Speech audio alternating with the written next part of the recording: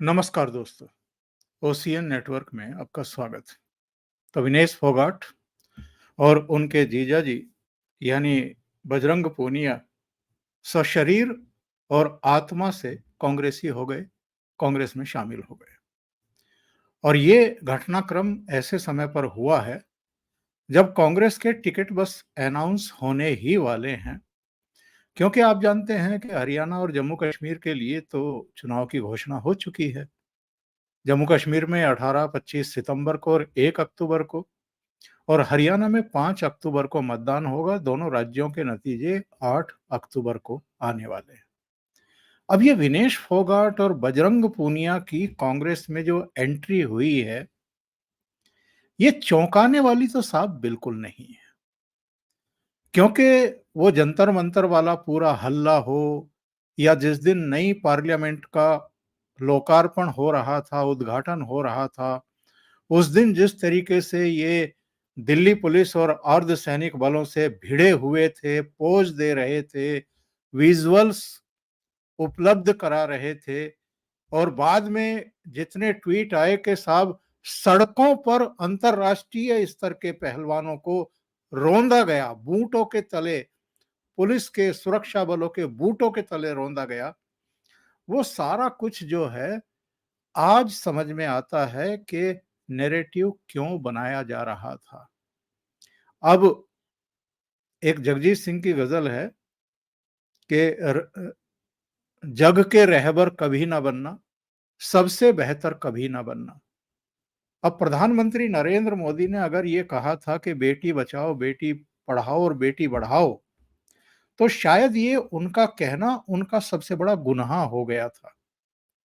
अब देश में कहीं कुछ भी हो और कोई भी दरिंदा करे, उसके लिए प्रधानमंत्री के सिर पर ठीकरा फोड़ा जाता है। जैसे उन्होंने ये नारा देकर के कोई बहुत बड़ा गुनाह कर दिया। अब कुछ भी बेटियों के साथ, महिलाओं के साथ गलत होता है, तो उसके लिए प्रधानमंत्री कैसे जिम्मेदार हैं? उन्होंने क्या मुलायम सिंह यादव के मुंह से निकली हुई बातें कही थी कि लड़कों से गलतियां हो जाती हैं या लोगों से गलतियां हो जाती? उन्होंने तो ऐसा नहीं कहा। वो तो संसद के भीतर भी और संसद के बाहर भी लगातार बेटियों की इज्जत के लिए, उनको सम्मान देने के लिए लगातार प्रयत्नशील रहते हैं।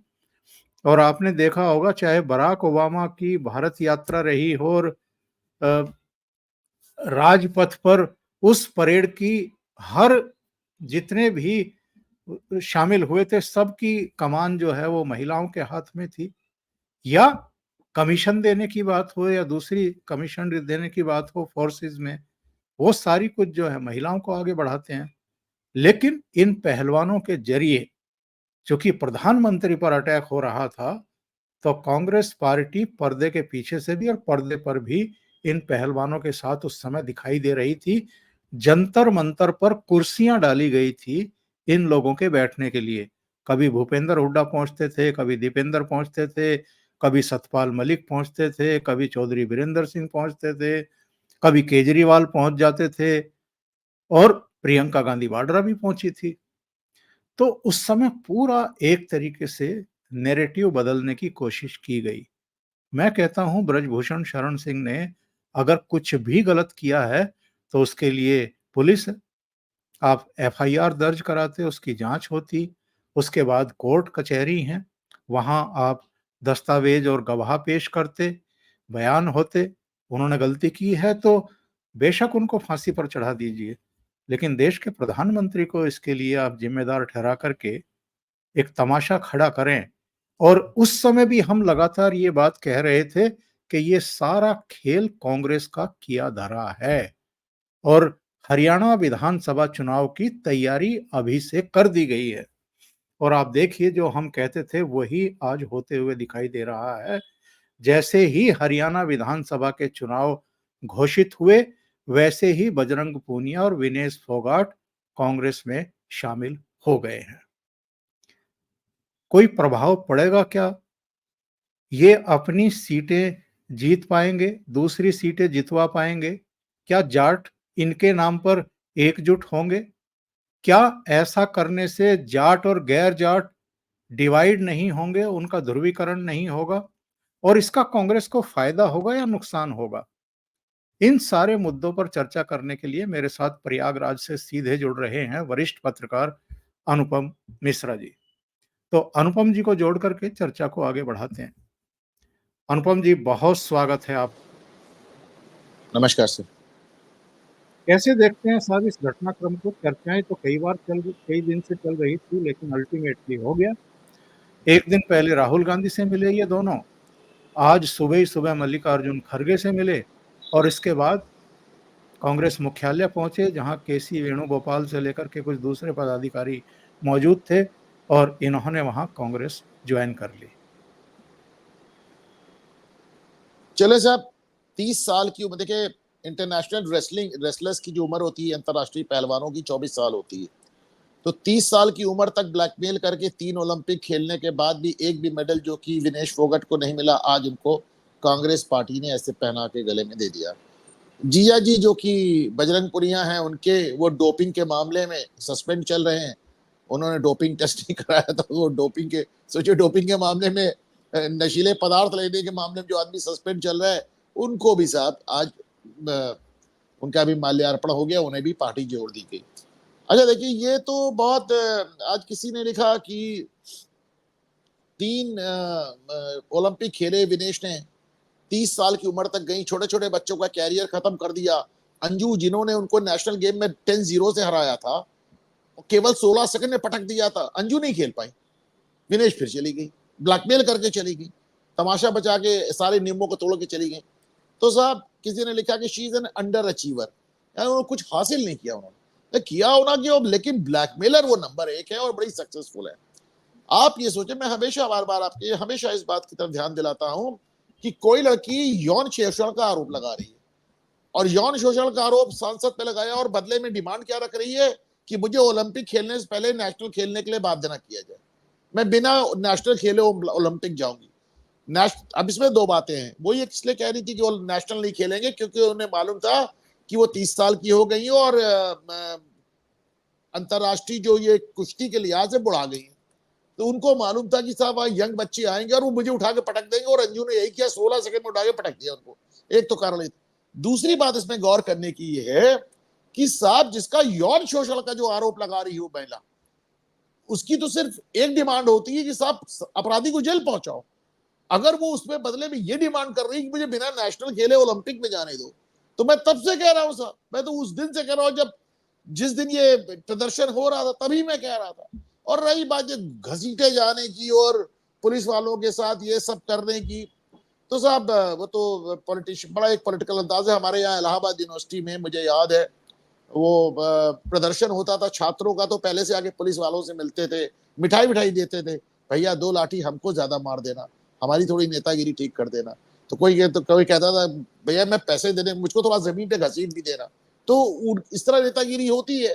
तो उनको समझ में आया कि साहब कोई हाथ भी तुम्हारा पकड़ ले तो जमीन पे लेट जाओ, हाथ पैर फैला दो, बाल बिखरा लो। तो इस तरह करके उन्होंने अपनी नेतागिरी की। तो अब वो फाइनली खुल के सामने भी आ गए।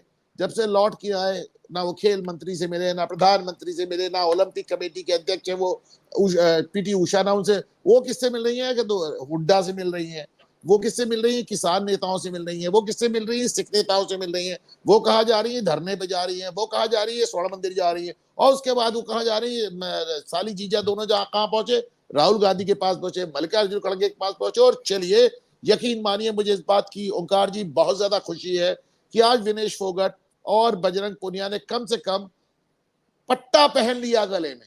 अब जो करेंगे पट्टा पहन के करेंगे। अब तक तो खिलाड़ी के नाम पे कर रहे थे, अभी तक तो नेशनल एसेट के नाम पे कर रहे थे, अभी तक तो राष्ट्रीयता और बेटियों के नाम पे अब जो करेंगे वो कांग्रेस का पट्टा पहन के करेंगे। मुझे बहुत खुशी है ओंकार जी। कांग्रेस एक्सपोज हुई है और ये भी एक्सपोज हुए हैं, जो तमाशा चल रहा था अल्टीमेटली उसको एक नाम मिल गया। पता लग गया लोगों को कि जंतर मंतर पर ये सब धमाल क्यों हो रहा था, और जिस दिन नई पार्लियामेंट का लोकार्पण हो रहा था उसी दिन सड़कों पर तमाशा क्यों किया गया, कराया गया। थोड़ा सा साहब मैं इसमें आपसे डिसएग्री करता हूं। मुझे नहीं लगता कि कांग्रेस बेनकाब हुई है। ये पहले दिन से मालूम था क्या हो रहा, सबको मालूम था, ऐसा नहीं केवल आपको और हमको मालूम था।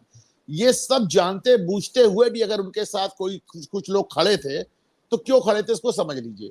राहुल गांधी की इंटेलेक्चुअल कैपेबिलिटी कितनी हम सब जानते हैं। राहुल गांधी इतने 10 साल सरकार में रहे पर उन्होंने कोई भी काम मतलब कोई भी पद लेने से इनकार कर दिया क्योंकि उनको पावर विदाउट रिस्पॉन्सिबिलिटी चाहिए थी।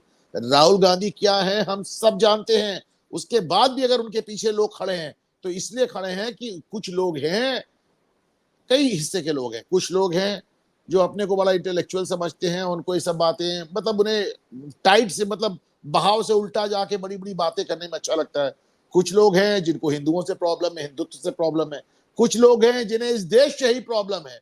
तो ऐसे में जिसके पीछे जो खड़ा हो जाए उसके पीछे खड़े हो जाएंगे। राहुल गांधी के पीछे भी खड़े हो गए, विनेश फोगट के पीछे भी खड़े हो गए, बजरंग पुनिया के पीछे भी खड़े हो गए। देखिए एक बात देखिए, इसको आप एक्सपोज होने की बात करते हैं। ये जो बजरंग पुनिया ने एक ट्वीट किया, उन्होंने बजरंग बली, अच्छा पहलवानों में दुनिया में मैंने ऐसा कोई हिंदुओं का अखाड़ा नहीं देखा जहां पे बजरंग बली की मूर्ति ना हो।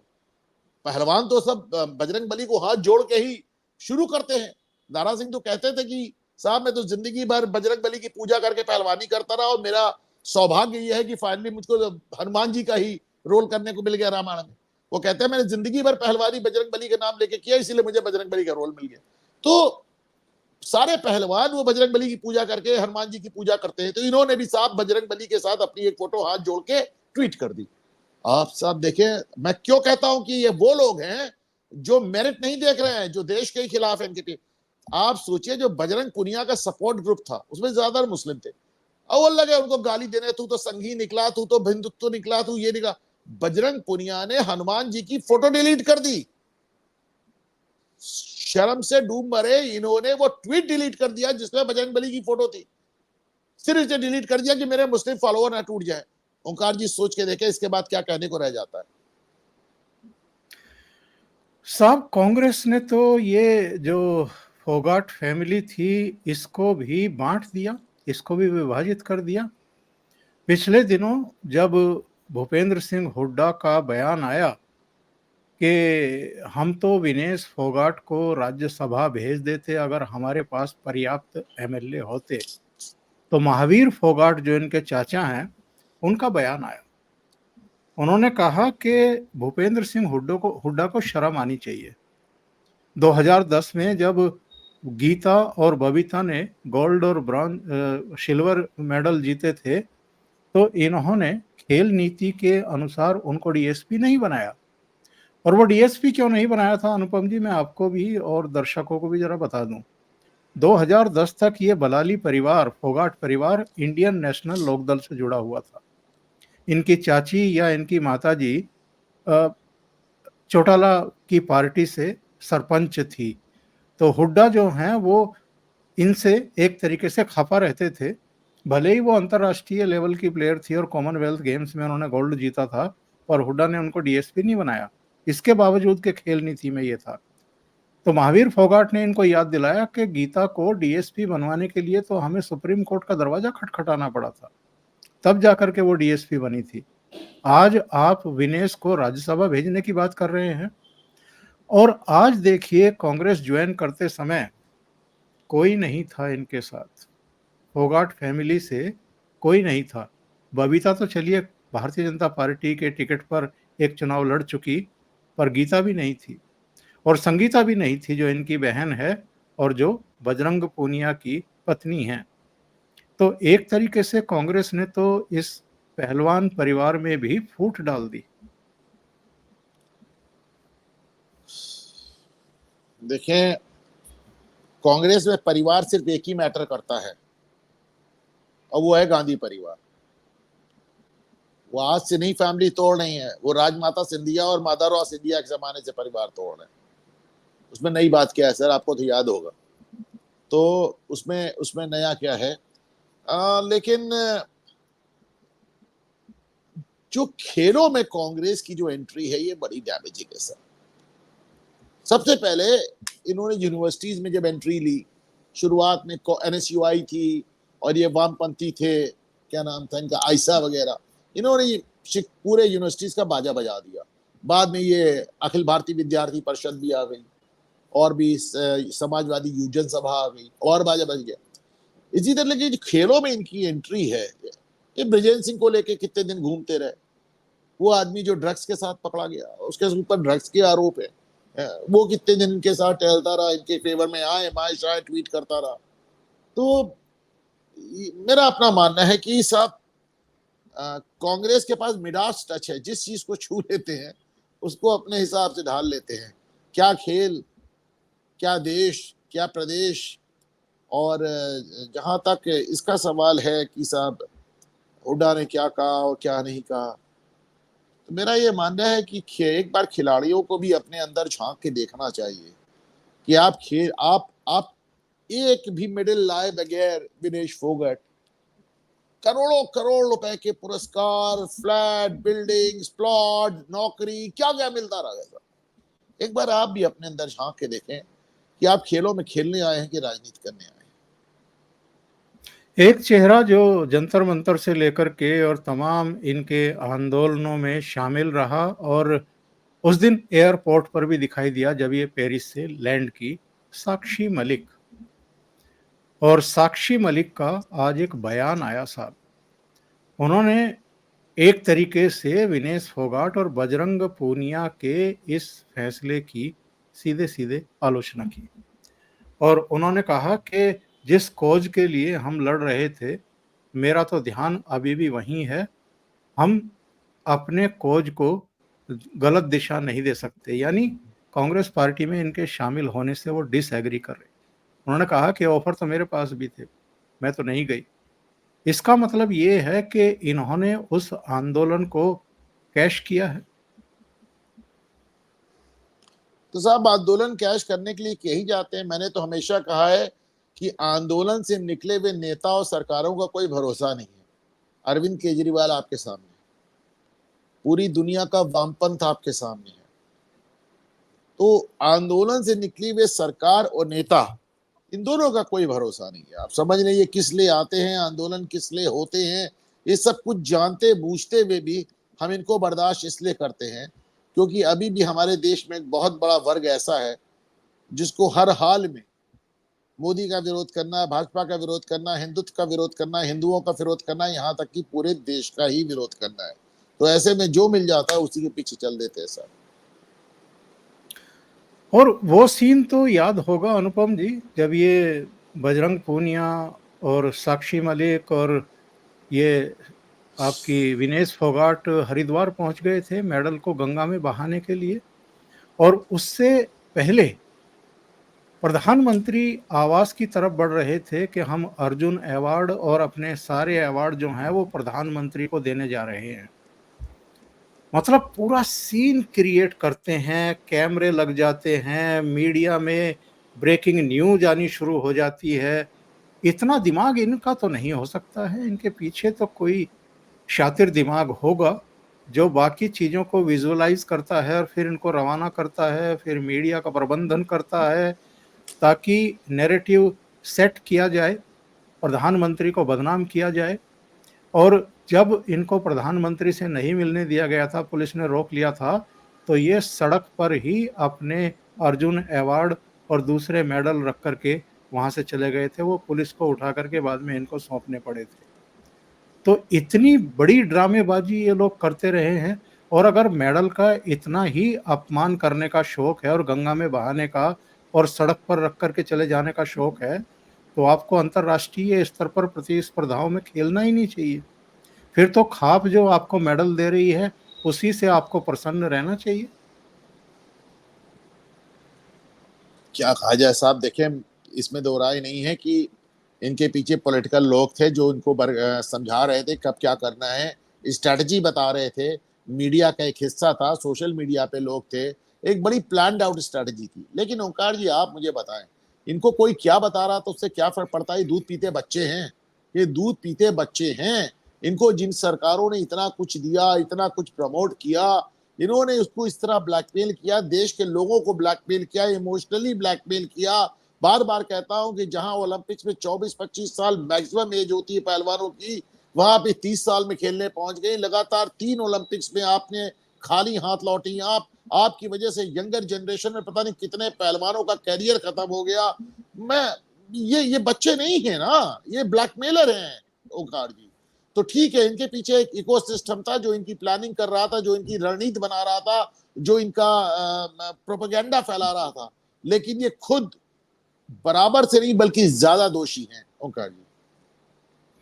और जिन खाप पंचायतों की मैं चर्चा कर रहा हूं, इनके पेरिस से लौटने के बाद जिसका उल्लेख आपने भी किया कि ये अगर मिली हैं तो खापों के चौधरियों से मिली हैं। ये शंभू बॉर्डर पर जाकर के 6 महीने से वहां पर हाईवे रोक करके डेरे तंबू गाड़ करके बैठे हुए उन आंदोलन जीवियों से मिली हैं। ये कांग्रेस के नेताओं दीपेंद्र हुड्डा, भूपेंद्र हुड्डा के परिवार से जाकर के मिली हैं। ये राहुल गांधी से मिली हैं, ये मल्लिकार्जुन खड़गे से मिली हैं और अब तो कांग्रेस से मिल गई हैं। तो सवाल साहब ये खड़ा होता है कि वहाँ रोहतक में नांदल भवन में इनको बुलाया जाता है और खापों की तरफ से इनको गोल्ड मेडल दिया जाता है कि क्या हुआ अगर 3 ओलंपिक में आप एक भी मेडल नहीं जीत पाई, हम आपको गोल्ड मेडल दे रहे हैं। खापों का गोल्ड मेडल लेने के बाद इनका जो भाषण था वो चौंकाने वाला था। इनका कहना था कि जितना मान सम्मान मुझे यहाँ मिल रहा है खापों में और चौधरियों के बीच में, 1000 मेडल भी ओलंपिक के इनके आगे कुछ नहीं है। ये सोच के पहलवान जो हैं वो हमारी अंतर्राष्ट्रीय प्रतिस्पर्धाओं में भाग लेने के लिए जाते हैं। देखिए, वो ये कह रही थी कि ये जो जाति खाप में मैं खड़ी हूं, मेरे लिए यहाँ पे खड़े होना ज्यादा गर्व और सम्मान की बात है, बजाय अपने देश को रिप्रेजेंट करना। उससे ज्यादा सम्मान की बात है एक जाति खाप में खड़े होना। और ये सब कुछ उनका पहले से उनको मालूम था, उन्हें चुनाव लड़ना है। उन्हें मालूम था कि उनको जाट होने के नाम पर चुनाव लड़ना है। उन्हें मालूम था कि उनको जाट कार्ड खेलना है, विक्टिम कार्ड खेलना है। ये सब उसी की तैयारी चल रही थी। और जैसा कि मैंने शुरुआत में कहा था ओंकार जी की, आज मैं यकीनन बहुत खुश हूं कि जो चीजें ये अभी तक लोगों को ब्लैकमेल कर रहे थे राष्ट्रीयता के नाम पे, महिला के नाम पे, खिलाड़ी के नाम पे, कम से कम आज दोनों ने, साली जीजा ने पट्टा पहन लिया। अब पट्टा पहनने के बाद कांग्रेस का ये क्या कहते हैं, कैसे कहते हैं, कुछ फर्क नहीं पड़ता ओंकार जी। साइना नेहवाल और पीटी उषा, दो इस देश के चमकते हुए दमकते हुए खिलाड़ी, दोनों ने कहा कि ये विनेश का तीसरा ओलंपिक था, कोई पहला ओलंपिक नहीं था। वो अनेक प्रतिस्पर्धाओं में मेडल जीत चुकी हैं। उनको पता है कि वजन कैसे कम करना है और अपने से कम भार वजन में अगर खेलना है तो क्या एहतियात बरतनी है। और इन्होंने वहाँ अगर वजन कम नहीं कर पाई ये, तो इसके लिए कोई खेल अथॉरिटी, कोई कोच, कोई ट्रेनर वो थोड़ा जिम्मेदार होंगे, खुद खिलाड़ी जिम्मेदार होगा। अब बहुत सारे ट्वीट साहब ऐसे भी आ रहे हैं कि इन्होंने जानबूझ करके ये सब किया और ताकि राजनीति की जा सके। हालांकि मैं व्यक्तिगत रूप से सहमत नहीं हूँ, लेकिन कम से कम मैं साइना और पीटी उषा के बयानों से तो अपने आप को संबद्ध कर सकता हूँ, जिसमें उन्होंने कहा कि ये कोई पहला ओलंपिक इस खिलाड़ी का नहीं था। उसको पता होना चाहिए कि भार को कैसे कम किया जाता है, वजन को कैसे कम किया जाता है। ओंकार जी, मैं आपके सवाल का 3 हिस्से में जवाब देता हूं। पहली बात, जहां तक साइना और पीटी उषा का जवाब है, पीटी उषा का सवाल है, सब कहा मतलब किसी कोई तुलना ही नहीं है। वो जितनी अच्छी खिलाड़ी हैं, वो उतनी अच्छी स्पोर्ट्स, मतलब उतनी अच्छे वो व्यक्तित्व हैं और वो देश के लिए खेले हैं और उनको अपनी जिम्मेदारियों का एहसास है। उन कोई मैच नहीं है साहब। कहाँ मतलब किससे किसको मिला रहे हैं आप? कोई इन दोनों में पीटी उषा और साइना जैसे लोगों से के आगे विनेश फोगट जैसे लोग, बजरंग पुनिया जैसे लोग खड़े नहीं हो सकते। कोई मैच ही नहीं। और ये बात उन्होंने बहुत खुल के कही, पहली बात। दूसरी बात, आप ये समझ लें कि ये वेट वाला प्रॉब्लम आया क्यों, मैं कई बार बता चुका हूं, फिर से बता दूं। दिक्कत ये कि 56 किलो में हार जा रही थी। ये हार जा रही थी तो 50 किलो में घुसने की कोशिश कर रही थी। 56 किलो में हार के गई थी, जो नेशनल भी हार गई थी, तो 50 किलो वाली कैटेगरी में घुसने की कोशिश कर रही थी। भाई उतना वेट आप कम नहीं कर पाई, बेईमानी करने की कोशिश कर रही थी, बेईमानी पकड़ गई। एक लाइन में समझिए, एक लाइन में विनेश फोगट ओलंपिक में पिछली बार भी एक बार डिस्क्वालीफाई हो चुकी, रियो ओलंपिक के जस्ट पहले क्वालिफाइंग राउंड में। ये बेईमानी यस करने जाती, ये बेईमानी करने जाते बेईमानी पकड़ जाती है। कोई भारत तो है नहीं कि जहां पे तुमने इमोशनली ब्लैकमेल कर लिया, ट्रायल्स के दौरान वो चली गई। तो आप बेईमानी करने 2 बार गई, दोनों बार पकड़ी गई, आप कर नहीं पाई। बजरंग पुनिया जीजा जी का सुन लीजिए, ये भी साहब ये कुश्ती के समय ये इनका डोपिंग टेस्ट होना था, जिसमें ये वो यूरिन सैंपल लेके पता करते हैं कि साहब आपने कोई नशीले पदार्थ या कोई ऐसी चीजें तो नहीं ली हैं जो प्रतिबंधित हैं। तो साहब डोपिंग टेस्ट के पहले ये भाग गए साहब, और भाग गए इसलिए आज तक सस्पेंड है कुश्ती लड़ने से। अब कुश्ती ही लड़ने सस्पेंड हो गए हो तो राजनीति कर लो यार। तो पहले तो इन दोनों का आप चरित्र देख लें। एक बेईमानी करने से वो पकड़ी गई 2 बार, और ये बेईमानी करते पकड़े गए, ये सस्पेंडेड चल रहे। साली जीजा दोनों का आप हाल देख ले। इनका और पीटी उषा और साइना नेहवाल का तो एक सांस में नाम भी नहीं लेना चाहिए। तीसरा मुद्दा आप समझे, अभी मैं पैरा ओलंपिक्स देख रहा था, मैं उस बिटिया का नाम भूल गया, पैर से धनुष उठाया, पैर से निशाना बनाया, क्या मारा, और उसके बाद वो हारी किससे, हारी उससे। पैरा ओलंपिक्स से तो जाहिर सी बात है पैरा ओलंपिक्स में जो भी आएगा वो दिव्यांग होगा, तो लेकिन हारी उससे, उस लड़की से हारी जिसके पैर नहीं थे, दोनों हाथ थे। अब जाहिर सी बात है कि तीरंदाजी में हाथ की ज्यादा वैल्यू होती है, तो उसने इनसे 1 पॉइंट से, वो भी 1 पॉइंट से जीती। ये बच्ची पैर से धनुष उठा के पैर से निशाना लेके मार रही थी। इस बच्ची का हम नाम तक नहीं जान पा रहे हैं, इस बच्ची के बारे में डिस्कस नहीं कर रहे हैं, इस बच्ची को कोई पुरस्कार नहीं मिल रहे हैं, और लगातार ओलंपिक दर ओलंपिक बेईमानी करके जाना, बेईमानी करते हुए पकड़ जाना, हर बार निकाल दिए जाना। एक ऐसी ब्लैकमेलर को हम सर आंखों पे बैठे हुए हैं। मैं माफी चाहता हूं ओंकार जी अगर मैं ज्यादा कटु हो गया हूं तो। नहीं नहीं, मैं बिल्कुल सहमत हूं साहब। मैं तो ये कहता हूं कि वो मेडल नहीं जीत रही है, डिस्क्वालीफाई हो रही है, उसमें भी कांग्रेस के नेता रणदीप सुरजेवाला जैसे लोग षड्यंत्र ढूंढ रहे थे और प्रधानमंत्री नरेंद्र मोदी पर सीधे निशाना साधने की चेष्टा कर रहे थे। उस संदर्भ में मैंने पीटी उषा और साइना नेहवाल के बयानों का उल्लेख किया कि ये तीसरा ओलंपिक था और फिर भी अपना वजन कम नहीं कर पाई, और कांग्रेस के नेता षड्यंत्र ढूंढ रहे थे उसमें भी, मतलब निचले स्तर की राजनीति कर रहे थे। और जो बात आपने कही है, मैं इसकी पुष्टि के लिए विनेश फोगाट की बहन, कई gold medal, silver medal, bronze medal जीतने वाली, जो इस समय डीएसपी है, महावीर फोगाट की बेटी गीता फोगाट का एक ट्वीट दिखाता हूं। ये ट्वीट जरा सुनिए और समझिए क्या लिखा है गीता फोगाट ने, जिनके ऊपर आमिर खान ने फिल्म बनाई थी दंगल। इन्होंने लिखा है, कर्मों का फल सीधा सा है, छल का फल छल, आज नहीं तो कल। और ये पुराना नहीं है इनका ट्वीट, ये 16 अगस्त 2024 का ट्वीट है साहब। इसका मतलब ये है कि महावीर फोगाट की दोनों बेटियां इनके तौर तरीकों से बेहद नाराज है। क्या खूबसूरत ट्वीट साहब, क्या कितना सुंदर ट्वीट दिखाया आपने, एकदम धो के रख दिया साहब, 3 लाइन में धो के रख दिया। क्या बात है साहब, बहुत सुंदर, बहुत शानदार। और जाहिर सी बात है बाहरी लोग भले देर से समझे, पर परिवार के लोग तो आपको समझते ही है ना ओंकार जी, तो उन्होंने आपको वैसे ही एक्सपोज कर दिया। बिल्कुल।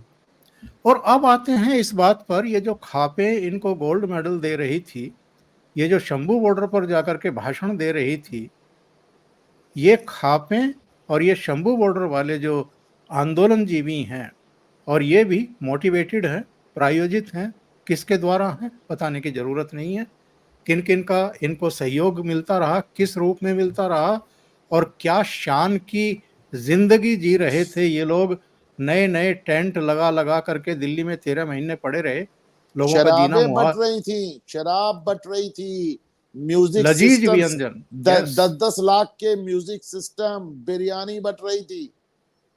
और महंगी महंगी गाड़ियों में आए थे ये, 50-50, 60-60 लाख की गाड़ियों में सवार होकर के यहाँ आंदोलन में भाग लेने के लिए आए थे ये सब। बलात्कार हो रहे थे, हत्याएं हो रही थी। जी हाँ, जिस पर कंगना जो रनौत लड़के के खिलाफ एक पूरा एक एक मुहिम एक छेड़। एक लड़की तो कलकत्ता से आंदोलन में शामिल होने आई थी सर, जी उसका हाँ, रेप हो उसका गया रेप सर। रेप भी हुआ उसकी, उसका उसकी मौत भी हो गई बाद में अस्पताल में। कोरोना वगैरह से भी जो है वो, लेकिन इकोसिस्टम देखिए साहब, पूरा इकोसिस्टम इनके पीछे खड़ा हुआ है।